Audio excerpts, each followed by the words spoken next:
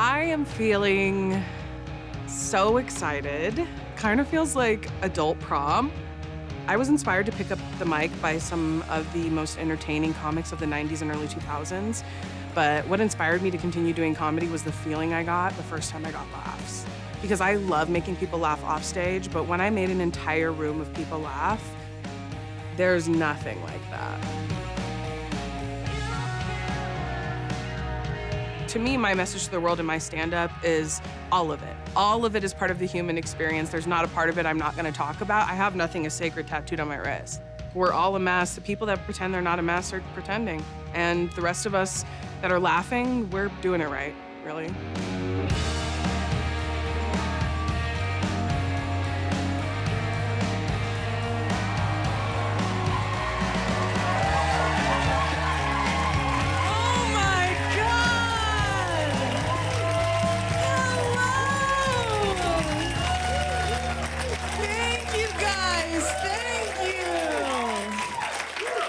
I respect the pretty bitch in the second row who said, "Fuck you, I'm not clapping." I'm gonna find you after this, all right?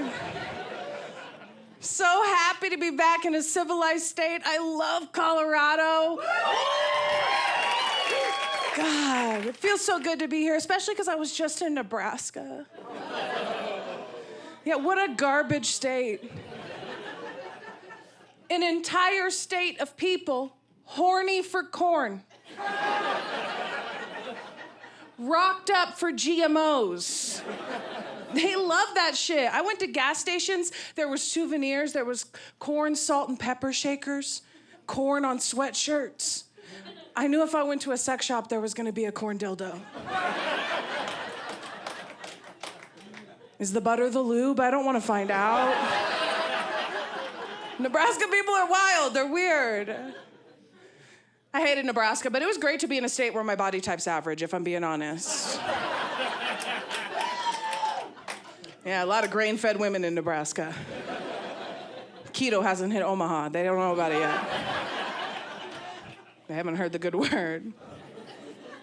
I told that joke when I got back to Las Vegas from my first trip to Nebraska, and there was a big fat lady in the front row. She was upset with me, shaking her head and frowning, but she had a Husker sweatshirt on. I was like, this is art imitating life, I think. I just celebrated 3 years of marriage.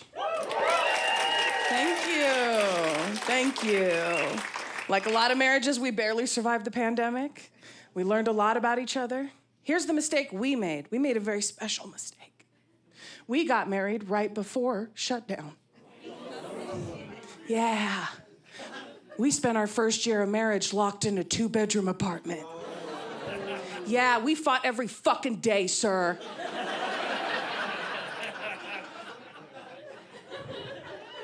Every day. And I didn't get to win one fight, not one. Because my husband's ADHD is so bad, I find it distracting. We're having a fight. I want to make the point we're not being spontaneous enough in quarantine. I was like, babe, I don't want to be 60 and fucking our pool boy because I'm unsatisfied with our life. That's when my husband's ADHD kicked in. He was like, you think we're gonna have a pool? Sick. And a pool boy? Oh, tight. How rich are we? I was like, wait a second. Flag on the field. Are you telling me if I buy you a pool, you don't care if I sleep with the pool boy? He thinks very carefully and he goes, well, is the pool in ground? I was proud of him, you know? He wasn't gonna get swindled. I wasn't getting new dick for a kiddie pool. That wasn't gonna happen. I am curious about the exchange rate, though. Could I get my ass eaten for an inflatable pool? Is an above-ground pool just the tip? I just want to convert my dick to pool currency when it's at its highest. It's good investing. I did figure out a very simple trick in that year of being trapped in the house to be grateful for your partner. It's very simple. I know I'm not the only one who struggles, so I'm going to give it to you. If you want to be grateful, All you have to do is think of the last 3 people you dated before them. Yeah, you closed your eyes because you didn't want to picture them anymore. All the no top sheets, just ashtrays in the bed. It's wild in these streets. I think of the last 3 people I dated before my husband, and I get super grateful. First guy on the list, our first date. And a first date is a time to see if we have sexual chemistry, right? Do we have vibes going? This man, for our first date, took me to Panera Bread. At night. That's the end of the joke, folks.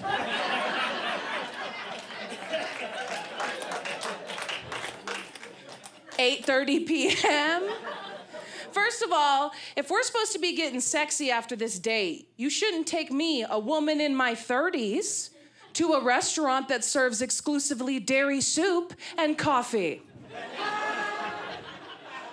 We are not having sex after this date, sir. No, you're gonna have to take me to the park and walk me around like an old bulldog so I can fart.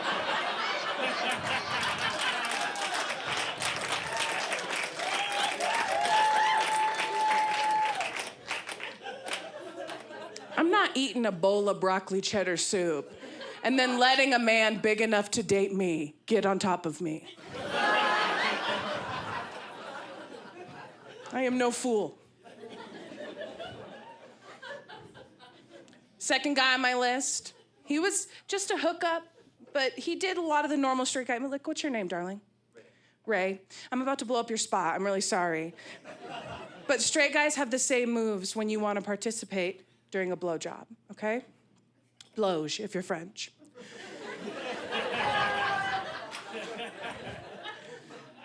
So I'm hooking up with this dude, and every guy, the first move you always go for, Ray, is you want to participate. You're like, this is so hot, this is so sexy. First move is sensual hair stroke, right? That's what you want to do, Ray. That's the goal, but you're getting your dick sucked. So the brain synapses are misfiring. So you guys just end up patting us on the head.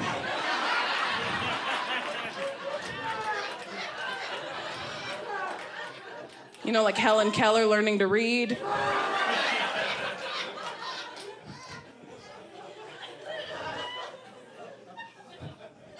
It's kind of adorable, you know? It's like a kid trying to pat their head and rub their tummy at the same time. I think it's kind of cute. The second move's always the same, Ray. You guys are done putting your PIN number in up there or whatever you're doing. And you take your little fingies, right, Ray? And you start fishing around our backside, right? With your little fingies. Yeah? You're fishing for a hole. You guys know, like, you're trying to plug your phone charger in the dark?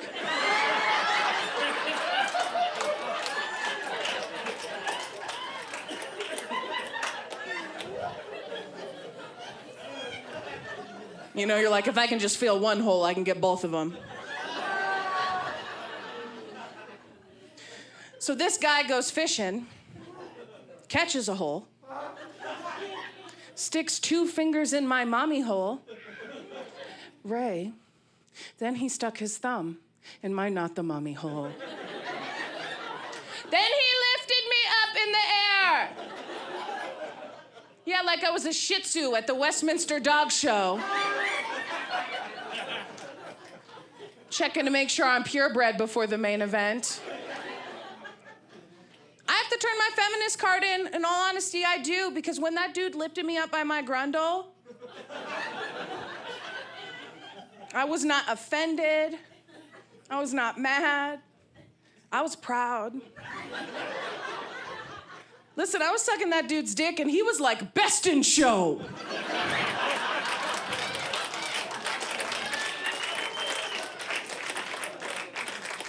It's blue ribbon dick suckery right there. I'm not much of an athlete. That's my first place.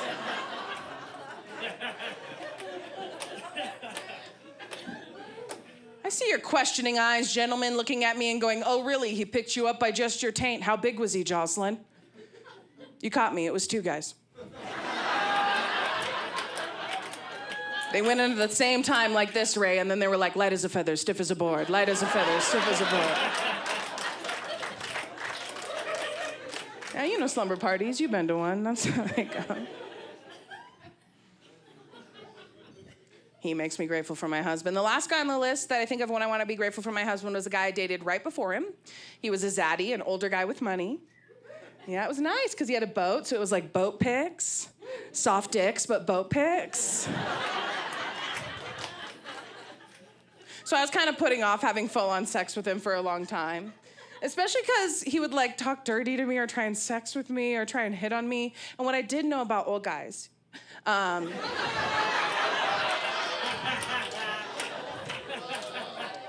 what, did she take all the mirrors out of the house, sir? You look like Doc Brown. You don't... Are you seriously acting hurt? Okay, I just want to be clear. I know my place. You know your place. Can you imagine?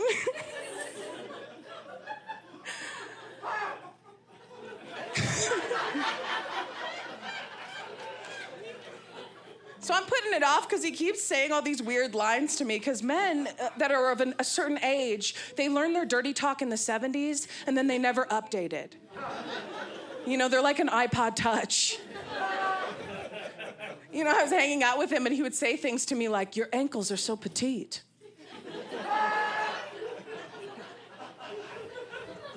I was always like, what do you think of my tits, George? Grow up. Compliment me like a lady.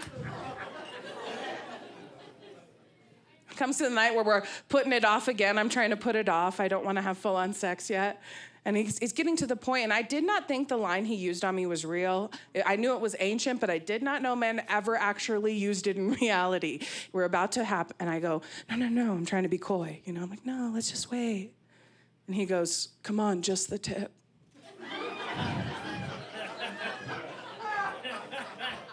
Don't pretend like you don't know what's wrong with that, Ray.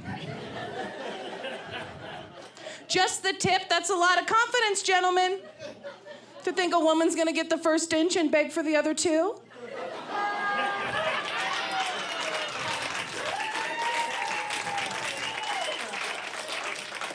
And if you're a man in here and you're frowning because that measurement's a little too accurate, come see me after the show, I have a ruler. That's my merch. We measure it. If it's not longer than 4 inches, I take your picture and we hang it up in a Buffalo Wild Wings. And I write snack size across your face. So just remember that before you get your feelings hurt. I love my husband, but it was a wild lead up to our wedding night. I was feeling all kinds of strange anxiety. I couldn't figure out why. We've been together for 8 years. Why am I anxious? You know, and then I recalled, I grew up Catholic, so there's a part of my brain that thinks that I'm supposed to give away my virginity that night. Smart crowd. For those of you who aren't following, I did not save my cho-cha for marriage. It was Taco Tuesday every day, comprende? Todos especial, always on the menu. And my husband was like adding to the weird pressure I was feeling. He was running around the house leading up to the wedding night. He was like, babe, the wedding night's coming up. The wedding night. I was like, bro, we've been together for 8 years. I sucked your dick at a funeral. I swallowed the seed of life at a celebration of death. It's pretty metal. Some of you are offended. Do you think I should have spit out of respect because it was a funeral? Spit went out for the homies, as they say, Ray. All right, maybe not. I was feeling all this weird pressure. And what's funny is we see it in advertisement. We see it in movies. We see it in novels. We see it in lingerie and media that men expect when they marry a woman, something special is going to happen on the wedding night. It felt like men thought that after they marry a woman, we go back to the hotel room, we take off our wedding dress, and we go, "You've unlocked it, the second pussy on my back."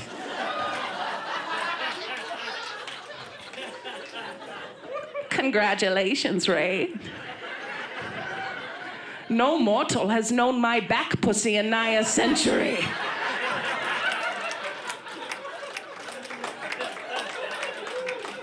If you can make it come, you get a wish.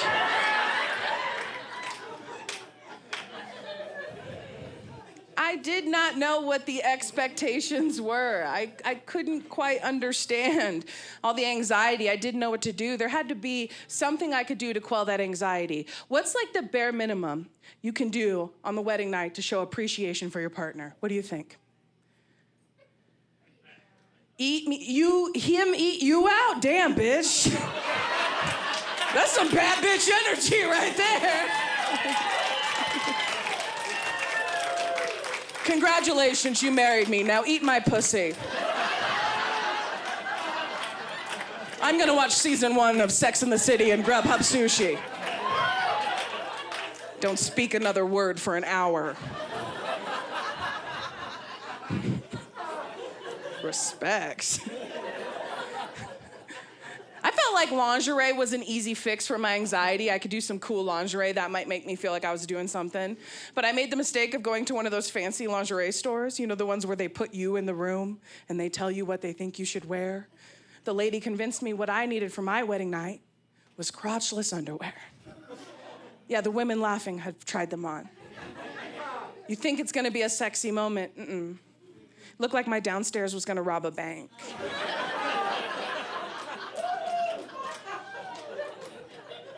My pussy looked like a felon. I didn't feel like sexy at all. So I told the lady, I go, "Whoa, this is way too advanced for me. Do you have something more beginner level?" And she gives me a plain black silk thong. And I'm like, "Well, I'm not gonna mess that up. I can't put that on wrong." Yeah, because it'll split the meat. Okay, I feel like you guys aren't following. A lady's crack goes all the way around, so we can wear a thong both ways. Only one way, it's like when your sock's upside down in your shoe.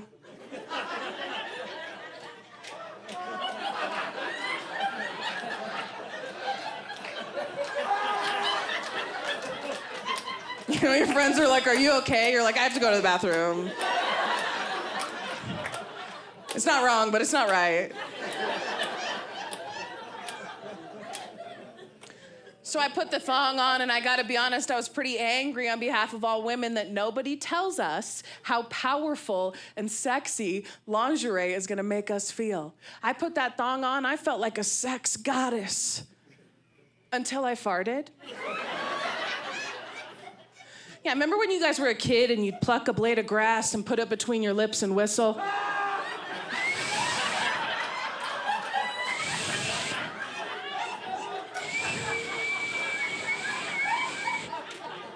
It's exactly what it felt like, except on my butthole. Yeah, and when you whistle with that blade of grass, you get a pretty great tickle on your lips. Yeah. Same tickle. And to add insult to injury, I'm plus size. So plus size thongs, they have no idea how big to make them. So when I farted, there was way too much thong material in it. So it was just flapping around in my cheeks, like the sails on the mast of a ship. The fart caught the thong part, came and puffed up the front like it was the mainsail. Yeah, nothing will make you feel unsexy like having to punch a fart out of your own twat, Ray.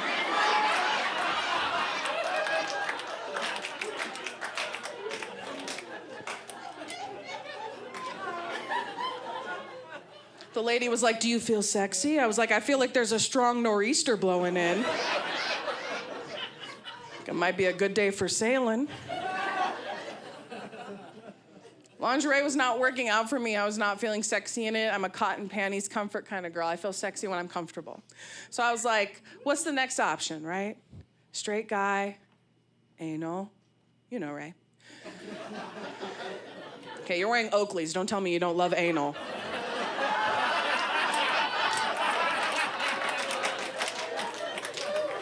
Can't wear those on purpose, not as a joke, and then be like, no, just the front door for me. It's like a straight guy fantasy. It's kind of a normal little, very vanilla kink kind of thing you can do to spice it up. But again, I want to remind you, I'm a woman in my 30s, so I don't trust my butthole enough to sit on the bed without a towel.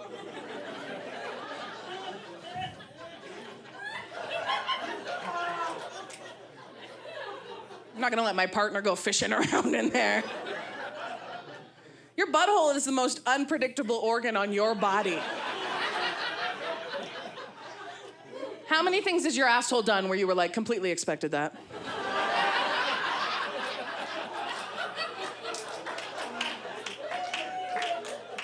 Knew all of that was coming. None of that was a surprise. She's playing jazz back there. You don't know what she's gonna do. It's a dangerous game in my mind. I feel like every time you stick a dick or a finger or a toy into an asshole, you're just fracking for shit.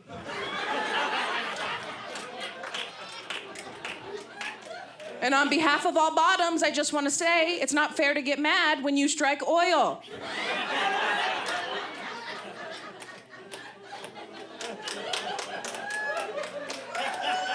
Oh my God, girl! You just spilled the tea on your whole life. I know you shit on him and he was mean to you about it, and you just flipped him off in public.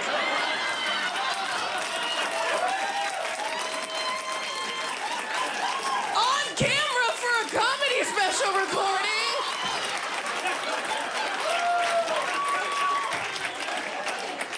I'm sorry, sir. He's gonna go to work on Monday. His friends are gonna be like,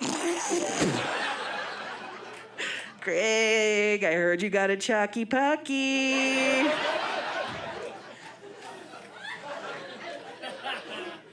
Listen, I just didn't feel like I could do it because, like, okay, here's what therapy taught me. This is what you do. You play the tape if you're anxious.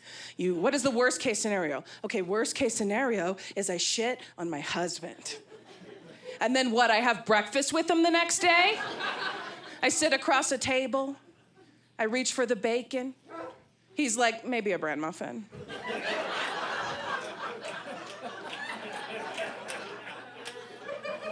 How do I live with that shame? I didn't do it. The real reason I didn't do it is because I have hemorrhoids. I know, you should not do anal if you have hemorrhoids. That's like hiking with those toe shoes on. You're just gonna feel all the terrain, if you know what I'm saying. And I found out I have hemorrhoids in the worst way possible. I found out during sex. My husband flipped me over and he went, "Oh my God, what's in your asshole?" But I had just taken an edible, so I was like, what did I leave in there? Is it the Apple TV remote? Get it out.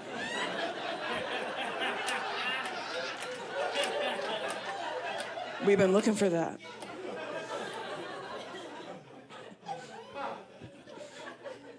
I love him. We didn't end up doing anything special sexually for the wedding night because nobody tells you you're too tired to do anything anyways. We just ended up passing out, you know, which I was kind of happy about because I was kind of mad at him. He ruined the proposal. It was like my one thing I told him. I said, I want the proposal to be a surprise. About 3 months before we get engaged, we're sitting at lunch and he's sweating. And out of nowhere, he just blurts, "Babe, what kind of diamonds do you like?" I was like, oh, you ruined it. I know you're gonna propose now. He goes, "No. I was just making conversation." You know, like guys do, Ray. You and your buddies get together, they hang out in the garage, crack open a couple brews, they look at you, they go, "Ray, you seen that new princess cut from Jared?" Yeah, it doesn't feel natural. I'm not trying to gender stereotype, I'm just saying. So I wanted to prove a point to him about our relationship and what he just did to me. So the next day he's getting ready for work, and I sneak up behind him in the bathroom, and I whisper in his ear, I go, "Babe, if we were gonna have a threesome, what kind of girl would you want it to be?" He goes, "Oh, are we gonna have a threesome?" And I go, "Oh no, I was just making conversation."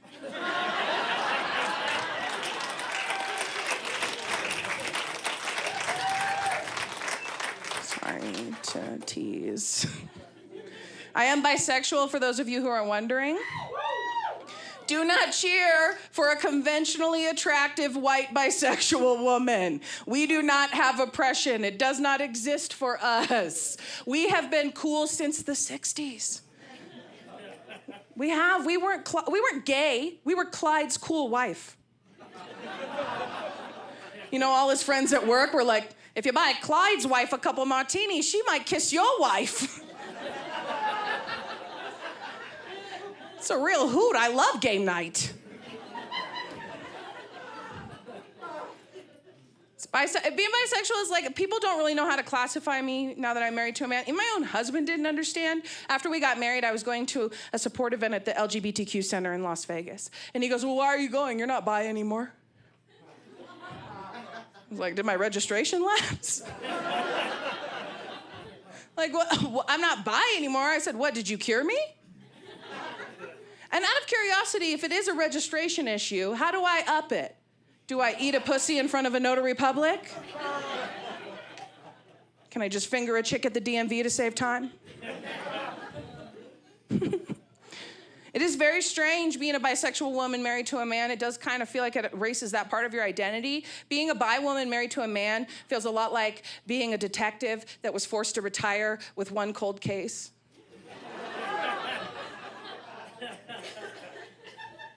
You know, like every night my husband comes in the study and I'm sipping Johnny Walker Blue and I'm waxing my old strap-on. Just in case they call my badge back in, I want to be ready. Got a couple suspects. Love to interrogate. It's weird. I got addicted to pornography over the pandemic. Anyone else? Hell yeah, a bunch of perverts in the audience. Sick. I got addicted in the way where you don't watch it to masturbate, you watch it to watch it. Do you understand what I'm saying? Popcorn, chips and dip.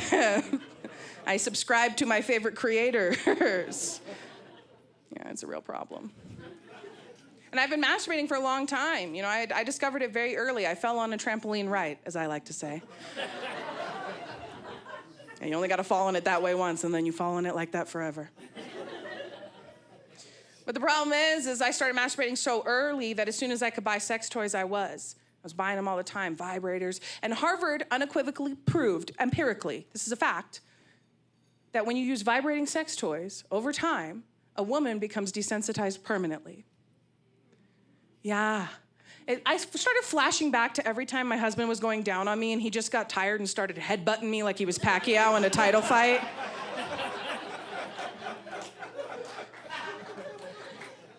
It's been a lot of years I've been going at her. You know, she's like an old retired boxer at this point. I gotta put Vaseline on her nose before I send her out in the ring.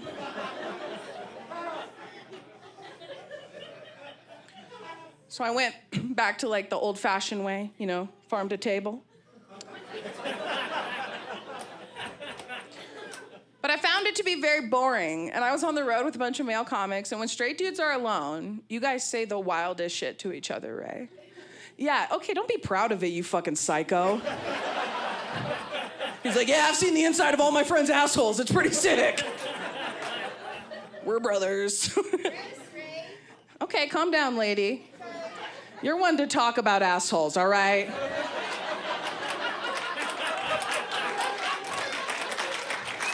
Don't go judging other people's when you can't even keep yours under control.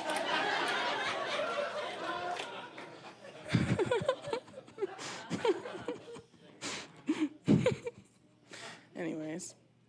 So I'm on the road and I'm sleeping on the couch and these two straight guys are in the kitchen, and as you know, when you think you're alone, you guys start talking about the wildest shit. They were making breakfast. One looks at the other and he goes, hey man, you know when you're jerking off? That's breakfast conversation, Ray? This is what was wild is his friend goes, yeah. Okay. The other one goes, you ever turn your hand upside down? Kind of feels like a butthole. Here's what pissed me off about that is it's so stupid it makes sense. Like if this is pussy, of course this is butthole.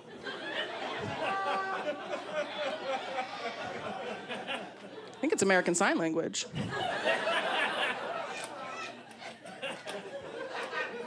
The other guy doubles down. He goes, nah, man, that's not what you gotta do. You gotta use your non-dominant hand. So if you're right-handed, you gotta use your left. He goes, feels like someone else is doing it. And I clocked it and I was like, shower time. Let's do some experimenting.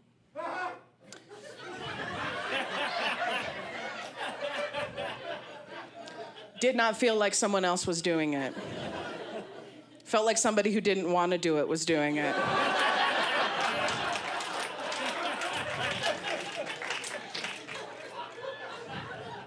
It's a much different experience. I had to take a break. It was too much. My poor husband, I felt bad for him.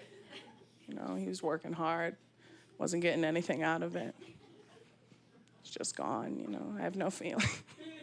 I could fall on it. It wouldn't matter. You could punch me in it as hard as you want. Who's got $500? I'm just kidding. It's my closer. I let a stranger punch me in the pussy for $500. As hard as they can. It's a magic trick.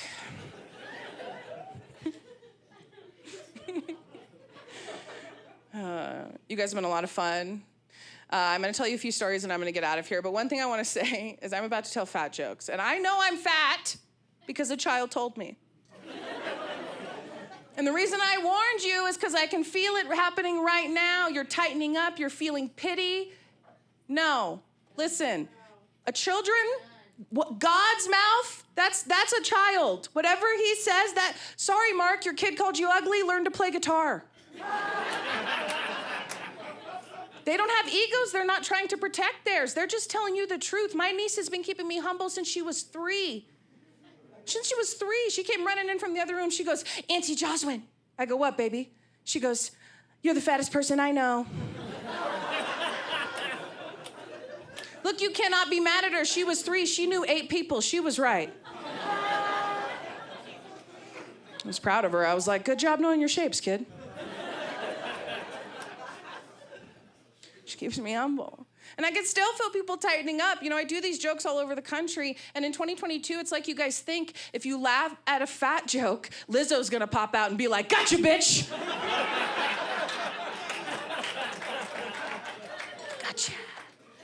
I am a fat person. These are my experiences. It's okay to laugh at them because I'm sharing them with you. It's not negative to be fat. I practice radical self-acceptance. Yeah. Thank you. I love my body because it carried me to this moment right now, and that's all I need. Yes. I told my cardiologist that. He is going to still make me take the pills, but I was like, namaste, brother. Thank you so much. I appreciate my nieces. It's honesty. I want authenticity in all connections with other human beings. My niece, when she came to visit me the first time in Las Vegas, she was sitting across from me at the buffet. We were sitting together. It was our first experience at a buffet. And I sat down with my third helping. And that's not the funny part.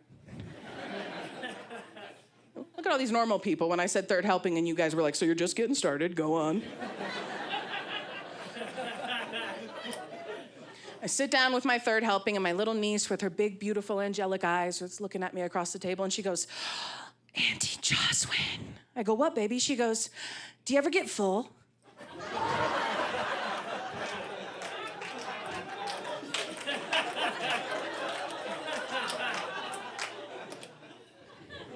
Do you know how humbling that is? I am one of 8 adults this child knows. She has been watching all of us eat her entire existence on this earth. And she looked at me and went, something's up with that one. Saying adding up. She's never stopped, you know? She got a little older. She had one of those Fisher-Price swing sets, the ones that come up to our waist. You know, the ones with one swing and one slide. She wanted me to get on the swing with her. She didn't understand. You know, she's a baby. She doesn't get it. I was like, oh, baby, I can't. I'm too big. But what I meant is I'm an adult, and this toy is built for children. This little bitch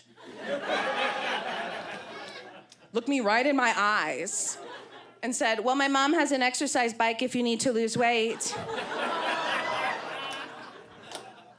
Do you know what it's like to be fat shamed by somebody you can smell has just shit their pants?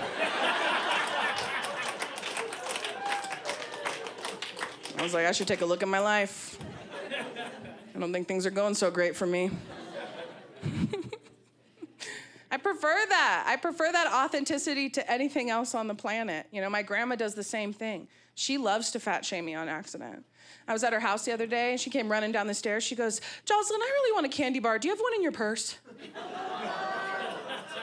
I was like, is that a read, Grandma? She goes, just hand it over. I gave her the Butterfinger I had in my pocket. And she knows me. I had to uninvite her for my wedding dress fitting before my husband and I got married because we were watching Say Yes to the Dress together. And it was the edition called Big Bliss. So you have to be at least 300 pounds to be on this show. And this is 300 plus pound women, no shade, putting on silk, chiffon wedding dresses and going, I just want to look beautiful on my wedding day. And my grandmother looks at the television and goes, it's a dress, not an invisibility cloak. I was like, number one, Grandma, I'm taking your Harry Potter books away. They're making you mean. Number two, you can't come to the dress fitting. I prefer this authenticity. You know, I appreciate that skinny women, you're out here really trying to ride for us. I appreciate you're trying to ride for us fat chicks. You're like, we're the same, but we're not, you know? Like, what's your name, darling? Grace, are you one of those beautiful hot chicks that loves to eat? You love food? You love eating? Yeah, okay. I just want to reiterate that I'm 5'10", 280 pounds. I can start on OSU. Do you understand what that means, Grace? I could enter the combine tomorrow. So I just want you to check yourself before you say to my eyeballs, yeah, I love eating, Jozalyn. My name's Grace and I love smoothies. I have a test, okay? Because like I said, I'm a big girl, so I verifiably love to eat. And it's a yes or no test. If you can answer yes to any of these questions, you love to eat. Are you ready, Grace? Okay, Grace, have you ever eaten $22 worth of Taco Bell in your neighbor's driveway so your family wouldn't find out? No. No! Curious. How about when you were done with that Taco Bell, Grace, did you drive around the city so you could discard of the wrappers in different dumpsters? You know, like the dismembered limbs of the hooker you just fucked and killed? No? How about when you were done with that, did you drive home and crawl into the shower in the dark so you could wash the avocado ranch sauce off your body in peace? And as you watched it mix with your tears in the drain, did you laugh because you knew you were gonna do it all over again for breakfast? Did you, Grace? That's what I thought. She was like traumatized by that. She goes, no!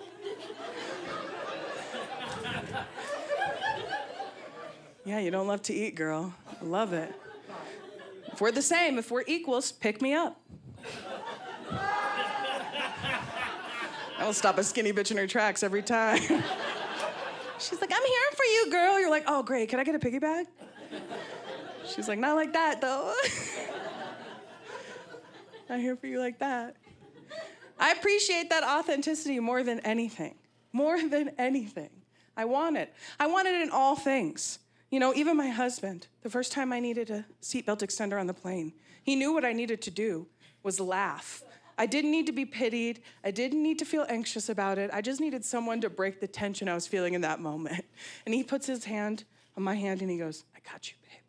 He walks up to the flight attendants and there's people in between him, so he's having to like sign. And he goes, excuse me, miss, my wife?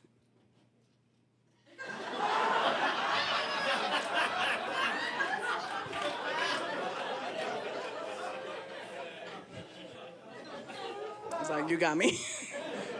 Roasted. I like that authenticity. You know, compare it to what I experience in a lot of other things. Like when I went to go to the Apple store to upgrade my phone, right? The guy was trying to convince me to upgrade my watch. Now, I've been in sales my entire life. When you sell something to someone, you pitch them features of the product that you think are gonna fit their life just based on their physical appearance, right? Yeah, this is what the little shit at the Apple store thought an appropriate pitch for the watch was for me. He goes, well, if you get the one with the cellular line, you can leave your phone at home and you can run for as far as you'd like. Who needs the Cliff Notes on this joke? Did you think this was speed cellulite?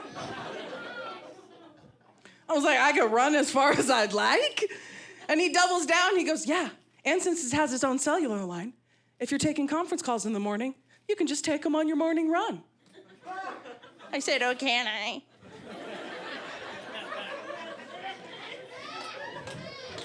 Pretty sure if I tried to speak while running, I would shit out my own heart.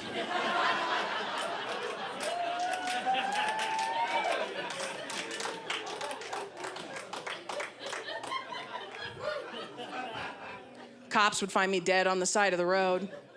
You know, they'd be like, another fatty dead of multitasking. This is an epidemic, Johnson. We have to alert the media. So angry in that moment. I got mad at him, you know, because although I appreciate that we're trying to make progress, you don't make it by pretending. I go, dude, I know you think you can just pretend to be a good person and that makes you a good person because you can earn brownie points, but you actually have to be a good person. And he gets all flustered because I'm calling him out in front of everyone. He swings way too hard the other way. Yeah, he goes, well, it'll tell you if you're burning enough calories or not. I was like, oh, I already have a thing that does that, kid. It's called a mirror. It's how he knows he's old and I know I'm fat.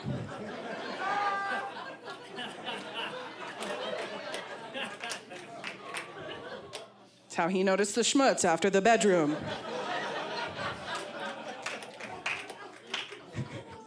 You know, he was looking at himself in the mirror. He's like, you got it tonight, buddy. You finally went to the forbidden hole. And then he stepped back and he was like, what is that? Deborah!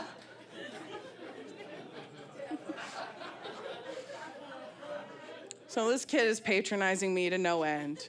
And I was like fed up with him. I was fed up with him trying to sell me this as if I'm not who I am as a person. I was like, whatever, I'm out of here. And I start to leave and he starts to panic because he's gonna lose the sale. So he goes, wait. If you're watching TV, you can't find the remote, you can change the channel from your watch. And I was like, sold. Should have started there, idiot. I'll take two. I am used to people having strong reactions to me as a woman. I'm 5'10", I'm confident. I've been told I have a very masculine energy, you know? Nobody said I wasn't, honey. I'm just being real frank here. That's the way the world has treated me. Because I'm a masculine woman, I'm somehow less beautiful. That is not how it works. Just like because I'm a fat woman, I'm not less beautiful. Thank you. Yes. You have to buy an extra seat on the plane, but I'm so cute. You know?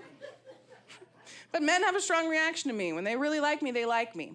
And I talk about my sex life openly all across the country on stage. So consequently, I get stalkers. My most recent stalker is my favorite because he's 85.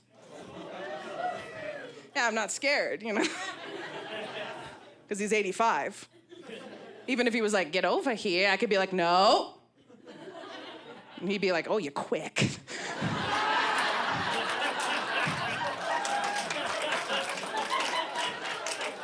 I like a fight.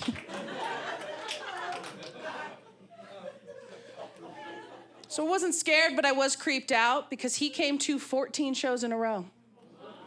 I counted by himself, sat in the front row by himself. He'd watch me take pictures with people after the show.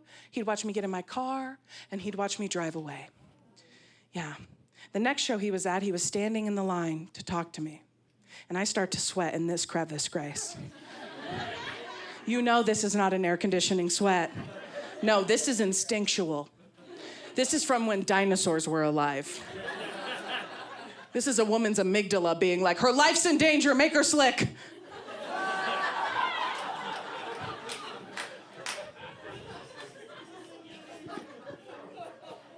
I know you didn't know that when women get scared, they ink like an octopus, huh, sir? You had no clue. So I'm standing in line and I'm inking, so I know I'm scared.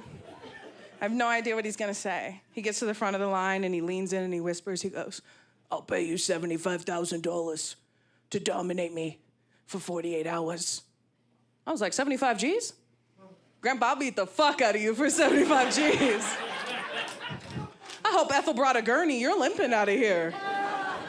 Did you hear my set? I'm 5'10", 280. You ain't even in my weight class, George.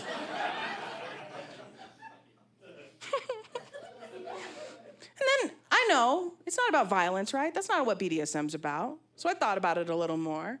But how would I dominate an 85-year-old? What am I gonna do, take his teeth and make him eat a bag of gummy bears? Turn off Final Jeopardy before they show the answer?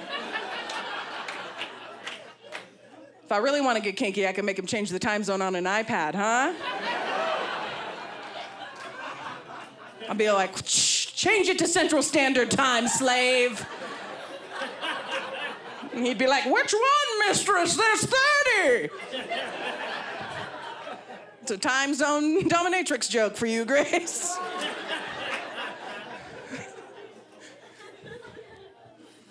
I couldn't do it, you know. I knew there was no way I could actually do it in real life. You know, he was a veteran. I respect our troops. You know, what am I gonna do, step on his balls and be like, thank you for your service?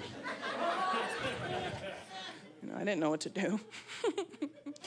You know, and I asked around about him. Luckily, my best friend's mom is a dominatrix in the Las Vegas BDSM community. It's a small community. And she knew about him, and she goes, oh, Gary? Gary got kicked out of the orgies in the 70s. And I was like, spill, girl. And she goes, well, he would show up with his nipple clamps already on. Isn't that adorable? That there's orgy manners. You know, it's like pervert cotillion, you gotta know the moves. Like when to reach for a partner. I was like immediately I wasn't scared of this man anymore. He was so harmless to me. I felt so bad for him. You know, because he would show up at a Las Vegas orgy with his little bitty nipple clamps. This is little bitty nipple clamps. And some guy in the back with a puppy dog mask and a butt plug tail would take his ball gag leash out so he could be like, Gary, can I speak to you in the back for a moment? You guys have been a lot of fun. I've been Jozalyn Sharp. Thank you so much.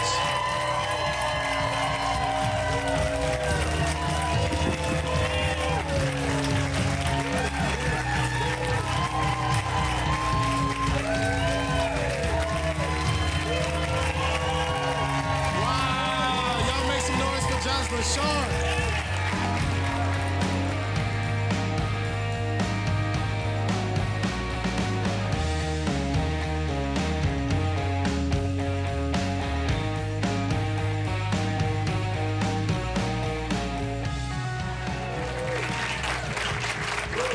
Oh my God, you guys, I had so much fun with you tonight.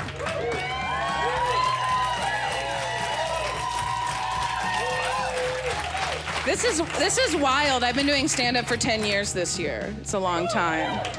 Yeah, thank you. And since you guys were so great, I'm gonna finish the end of the porn joke that I left out because I was like, this is gonna go on TV. And then I'm gonna let you guys leave. But first, I wanna thank my husband who flew all the way from Nevada to be here. My best friend Mike came out tonight. Denver's most famous comedy fan, Dave Caldwell, is here, ladies and gentlemen. I am so grateful for everyone who put this on. And please, you have to give it up because I had him on the show because I am absolutely a fan of Patrick Richardson. Put your hands together for Patrick Richardson. Okay, so I'll tell you guys about the porn. Okay,